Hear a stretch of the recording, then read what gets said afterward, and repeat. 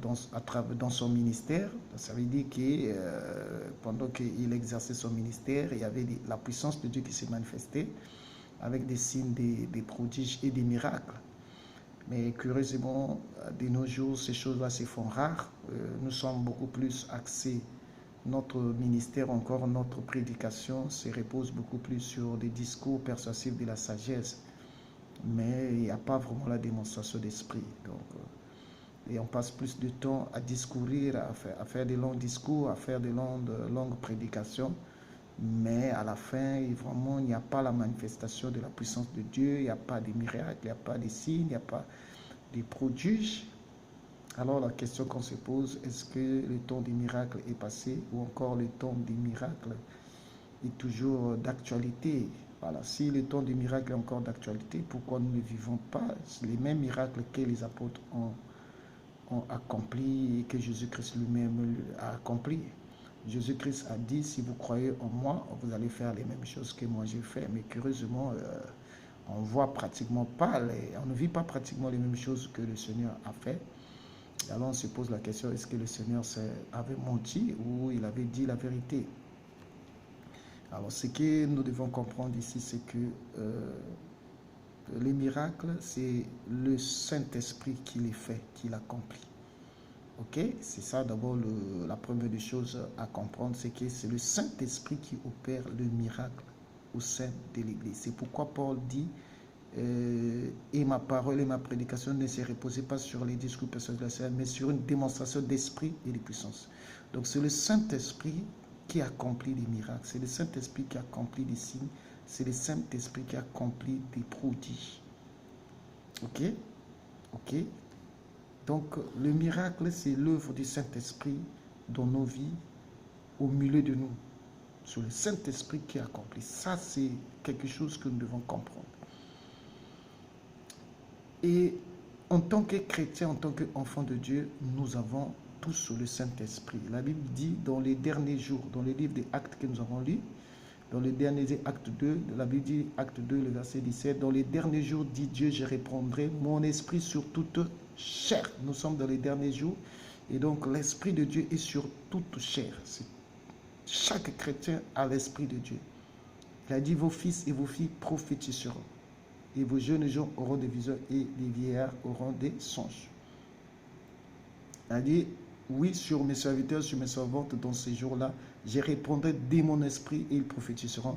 Je ferai paraître des prodiges en haut dans le ciel et des miracles en bas sur la terre, du sang, du feu et une vapeur de fumée. Donc c'est le Saint-Esprit qui va accomplir des prodiges, c'est le Saint-Esprit qui va accomplir des miracles, c'est le Saint-Esprit qui va accomplir des prodiges. Et chacun de nous a le Saint-Esprit en tant qu'enfant de Dieu. Dans la Bible déclare dans le livre d'Éphésiens 1, le verset 13, que ceux qui reçoivent la vérité, je suis en train de paraphraser, ceux qui ont reçu la vérité, ils ont aussi reçu l'esprit de vérité. Ils ont été scellés par l'esprit de vérité. Donc quand vous avez reçu l'évangile qui est la vérité, qui est la parole de Dieu, quand vous avez accepté l'évangile, c'est-à-dire que vous avez accepté l'œuvre que Jésus-Christ a accomplie sur la croix, quand vous avez accepté l'amour de Dieu qui a été manifesté, que Dieu avait manifesté en envoyant son Fils Jésus-Christ, afin que son Fils Jésus-Christ puisse prendre nos fautes, nos péchés, nos transgressions, les porter sur lui, et que le jugement de Dieu est tombé sur lui. Il a été puni à notre place, il a été sanctionné à notre place, châtié à notre place. Donc le jugement, il a porté nos péchés sur lui et le jugement de Dieu sont tombés sur lui. Alors lorsque le jugement de Dieu est tombé sur lui, de sorte qu'aujourd'hui nous soyons pardonnés de tous nos péchés et que nous soyons considérés aujourd'hui comme des gens qui sont acquittés de toutes leurs fautes, de toutes leurs peines, que nous soyons pardonnés pour tous nos péchés. Donc si vous acceptez donc cette vérité de l'évangile, que Jésus-Christ a porté nos péchés sur la croix et il a été puni à notre place, et qu'aujourd'hui, quelles que soient les fautes que nous avons commises, les erreurs que nous avons commises, Dieu nous pardonne de tous nos péchés. Tout ce que nous sommes appelés à faire, c'est de demander pardon à Dieu et de prendre une ferme décision de ne plus commettre les péchés. En ce net moment, la Bible déclare que Dieu va nous donner son esprit. Ça, c'est ce qui est écrit dans le livre des Actes des Apôtres. Donc Dieu va nous donner son esprit et l'esprit de Dieu viendra habiter en nous. Donc tout ce monde-là qui a accepté donc cette vérité de l'évangile, ils ont le Saint-Esprit en eux. Mais qu'est-ce qui fait qu'aujourd'hui, nous avons reçu l'évangile, nous avons reçu la vérité, nous avons reçu Jésus-Christ comme Seigneur et Sauveur, et nous avons le Saint-Esprit. Malheureusement, on ne vit pas des signes, on ne vit pas des prodiges. Ok? Et il y a des gens aujourd'hui qui se passent pour des faiseurs de miracles.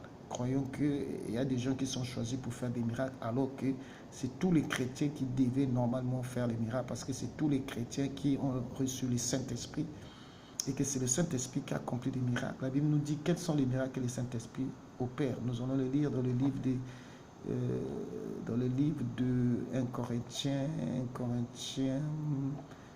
voilà, 1 Corinthiens 12. Ici, il dit, en effet, à l'un donné par l'Esprit une parole de sagesse, à un autre une parole de connaissance, selon le même Esprit, à un autre la foi par le même Esprit, à un autre le don des guérisons par le même Esprit, à un autre le don d'opérer des miracles, à un autre la prophétie, à un autre le discernement des esprits, à un autre la diversité des langues, à un autre l'interprétation des langues. Donc, c'est le Saint-Esprit qui opère toutes ces choses-là. Mais pourquoi aujourd'hui, nous avons des gens qui ont reçu le Saint-Esprit, qui sont des chrétiens, qui sont des membres des églises, mais malheureusement, ils ne manifestent pas les dons de l'Esprit. Ils ne font pas la manifestation de l'Esprit en eux. On ne voit pas la manifestation de l'Esprit en eux à travers les signes, des prodiges et des miracles. Pourquoi c'est là? Okay, nous avons quelques rares personnes qui essaient effectivement de faire des miracles, on ne va pas les nier, qui essaient de faire, comme on dit, une démonstration d'esprit de puissance. On a quelques rares, mais ils ne sont pas nombreux. Et ceux-là qui essaient de faire ces choses-là sont passés par des hommes, se passent pour des hommes spéciaux. Et c'est tout le monde qui est derrière eux, c'est tout le monde qui court derrière. Alors que nous avons tous reçu le Saint-Esprit. La Bible dit, Dieu a répondu sur toute chair. Donc nous avons tous répondu. Pourquoi certains font des miracles et d'autres ne font pas? Pourquoi seulement un petit nombre de chrétiens qui essaient de faire des choses avec Dieu font vraiment des grandes choses avec Dieu, et les restes là sont comme des spectateurs, alors que nous tous on devait manifester donc la puissance de Dieu, on devait manifester vivre les manifestations du Saint-Esprit en nous. Ok? Alors, la réponse à cette question, c'est que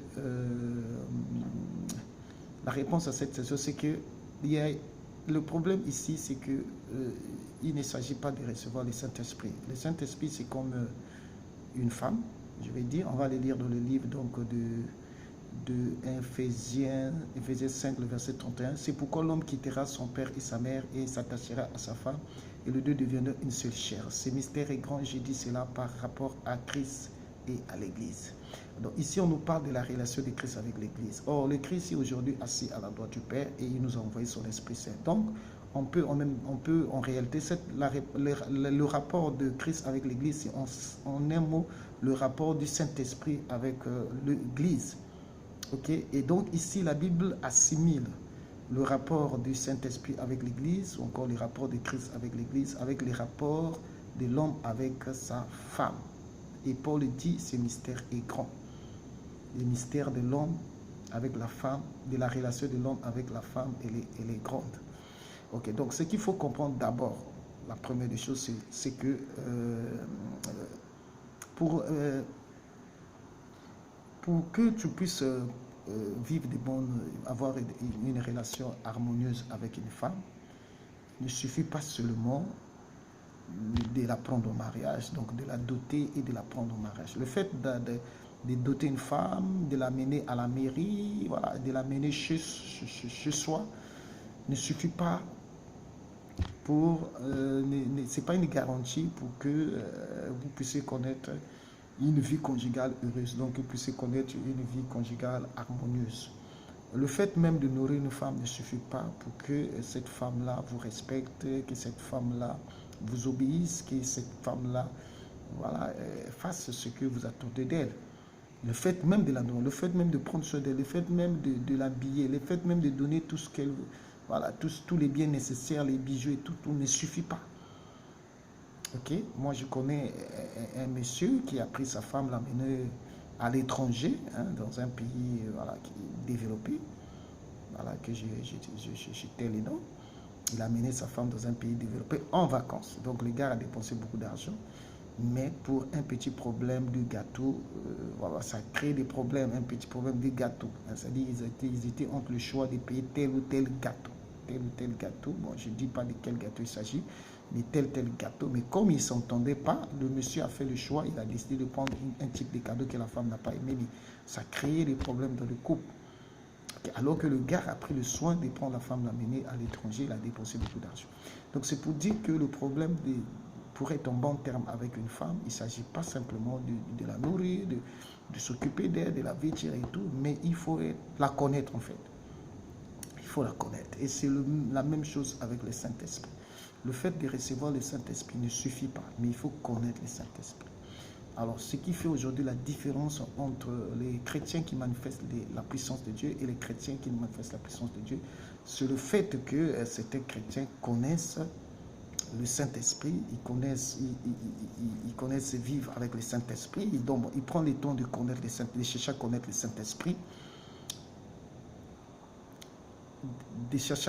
Saint-Esprit, et d'autres ne cherchent pas à connaître le Saint-Esprit. Voilà le problème. Donc le problème ici, ce n'est pas de recevoir le Saint-Esprit, mais c'est de connaître le Saint-Esprit. De connaître les sensibilités du Saint-Esprit. Ok? Et Paul dit, ce mystère est grand. Je dis cela par rapport à Christ et l'Église. Donc le mystère, là, pour comprendre la relation du Saint-Esprit avec le chrétien, il faut chercher à comprendre la relation de l'homme avec la femme. Ok? Si vous comprenez la relation de l'homme avec, vous allez comprendre facilement la relation du Saint-Esprit avec l'homme. Ok? Alors, la Bible dit dans le livre de 1 Corinthiens 1, le verset 27, « Mais Dieu a choisi les choses folles du monde pour confondre les sages. Dieu a choisi les choses faibles du monde pour confondre les fortes. Et Dieu a choisi les choses viles du monde et celles qu'on méprise, celles qui ne sont point pour réduire à néant celles qui sont. » Ok? Donc, Dieu a choisi les choses viles, les choses que nous négligeons. Par exemple, la relation de l'homme avec la femme. Pour nous, quand on parle ici de la relation, c'est vraiment la relation intime. Je vais aller un peu plus loin, la relation sexuelle de l'homme avec la femme. Donc, c'est là où Dieu a caché les mystères de sa puissance. Dans des choses que nous, aujourd'hui, on considère comme viles. Des choses qu'on n'en parle pas, des choses parfois honteuses, que nous considérons comme honteuses. Mais je vous apprends que c'est dans ces choses-là que Dieu est parti cacher le mystère du Saint-Esprit avec le chrétien. Donc, quand vous comprenez le mystère, la relation de l'homme avec la femme, vous allez facilement comprendre la relation du chrétien avec le Saint-Esprit. Donc, le problème du Saint-Esprit, ce n'est pas simplement de le recevoir, mais il faut le connaître. Comme un homme doit connaître sa femme, nous devons aussi chercher à connaître le Saint-Esprit. Et pour connaître un homme, pour connaître sa femme, il doit être attentionné. Il doit être vraiment observant. Il doit être attentionné. Il doit être attentif aux faits et gestes de sa femme pour comprendre réellement les réactions de sa femme afin de mieux vivre avec lui, afin de jouir pleinement donc de cette relation conjugale. C'est la même chose avec le Saint-Esprit. Si tu veux vivre des grandes choses avec le Saint-Esprit, tu dois chercher à le connaître. Donc, tu dois être attentif avec les réactions du Saint-Esprit, avec les mouvements du Saint-Esprit. Tu dois développer une certaine sensibilité vis-à-vis du Saint-Esprit. Donc, ça nécessite une certaine attention dans les manifestations du Saint-Esprit, dans la façon de travailler, dans la façon d'opérer du Saint-Esprit. Le Saint-Esprit est très sensible. La Bible déclare n'attristé par le Saint-Esprit. Donc, il est très sensible. Il s'attriste ici. Il est très sensible. Si vous ne savez pas le prendre, alors vous n'allez pas vraiment vivre ces manifestations dans votre vie. Vous n'allez pas vivre de grandes choses avec lui. Donc, c'est pratiquement la relation entre l'homme et la femme. Donc, il ne s'agit pas simplement de la prendre au mariage, de la nourrir, de faire tout ce que vous voulez, mais il faut la connaître. Il faut la connaître. Ok? Si tu veux vraiment trouver de la satisfaction vis-à-vis de la femme, il faut chercher à connaître la femme dans son intimité. Ok? Il faut le connaître dans son intimité. Il faut connaître ce qu'on appelle son point G. Ok? Donc, si tu veux réussir avec le Saint-Esprit, tu dois connaître le point G du Saint-Esprit. Alors, toutes les femmes n'ont pas le point G. Toutes les femmes n'ont pas les mêmes points G. Et nous aussi, avec le Saint-Esprit, on n'a pas les mêmes points de vue. Donc, chacun de nous doit avoir une relation personnelle avec le Saint-Esprit. Chacun de nous doit chercher à connaître son point de vue avec le Saint-Esprit. À quel moment ils se sont touchés par le Saint-Esprit? À quel moment ils sont un mouvement de l'Esprit? À quel moment tu sens que la présence du Saint-Esprit en toi? À quel moment tu te sens vraiment en communion étroite ou parfaite? Donc, il faut connaître ça. C'est comme un homme qui est avec sa femme. Il doit savoir à quel niveau il touche sa femme pour déclencher sa sensibilité. À quel niveau il peut toucher sa femme pour déclencher sa sensibilité.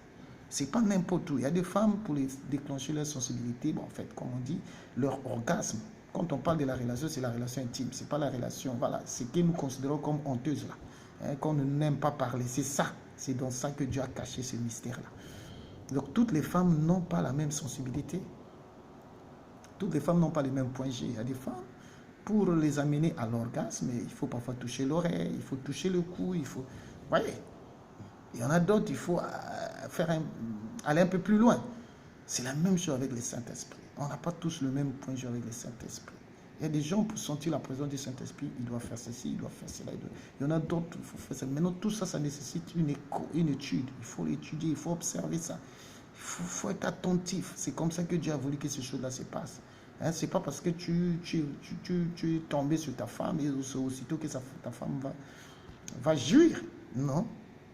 Mais il faut savoir où est-ce que tu vas la toucher pour l'amener à l'orgasme. C'est la même chose avec le Saint-Esprit. C'est parce que tu l'as reçu, mais tu dois l'étudier, tu dois l'observer, tu dois le suivre attentivement pour comprendre comment il agit, comment il travaille, quelle est sa sensibilité. Dès que tu vas comprendre cela, tu verras que le Saint-Esprit va commencer à se manifester puissamment avec toi. Tu vas commencer à vivre les manifestations du Saint-Esprit et tu vas faire des grandes choses avec le Saint-Esprit. Donc, c'est pas seulement, c'est pas quelque chose, c'est pas seulement réservé à une catégorie de personnes de faire des choses avec le Saint-Esprit. C'est tous les chrétiens parce que c'est tout le monde qui a reçu le Saint-Esprit. Donc, nous tous, nous sommes appelés à faire une démonstration d'esprit de puissance. Et pour y arriver, nous devons étudier le Saint-Esprit, connaître le Saint-Esprit. Okay? Chercher à connaître le Saint-Esprit, connaître sa sensibilité vis-à-vis du Saint-Esprit, connaître le point G, son point G vis-à-vis du Saint-Esprit. À quel niveau tu sens la présence du Saint-Esprit? À quel moment? Il faut étudier ça. C'est la même chose exactement avec la femme. À quel moment tu amènes ta femme à l'orgasme? Qu'est-ce que tu fais pour que ta femme arrive à l'orgasme? Donc, ce n'est pas le premier jour, ça va prendre du temps. Voilà, c'est le tâtonnement. À un moment, c'est en tâtonnant. Il y aura des échecs et tout, mais avec le temps, tu comprendras que quand je touche ma femme là, je sens qu'elle est vraiment en transe, comme on dit. Voilà, c'est la même chose avec le Saint-Esprit. Donc, Paul a dit ce mystère est grand. Et ce mystère est semblable au mystère de la relation. Le mystère du mariage est grand. C'est un mystère qui est semblable, cette relation, c'est une relation qui est semblable à la relation de l'homme avec la femme. La relation intime, sexuelle. Voilà, quand tu comprends ça, comment ça fonctionne, tu comprendras aussi comment le Saint-Esprit peut opérer. Donc, à partir d'aujourd'hui, commencez à être attentif avec les mouvements de l'Esprit dans votre vie. Vous allez comprendre, et à chaque fois que vous allez comprendre quelque chose, il faut optimiser cela. Il faut chercher encore à approfondir cela, à améliorer cela. Vous allez atteindre un niveau où vous allez tout déclencher. C'est comme quelqu'un qui a 20 ans de mariage avec sa femme. Il sait déjà que quand je veux faire plaisir à ma femme, je vais droit là, je vais droit là. Donc avec le temps, vous allez arriver à un niveau où vous n'aurez plus besoin de tâtonner. Vous savez, il suffit de faire ça et faire ça, j'ai des résultats. Voilà un peu ce que je voulais vous partager comme pensée aujourd'hui. Merci beaucoup de m'avoir écouté et à très bientôt.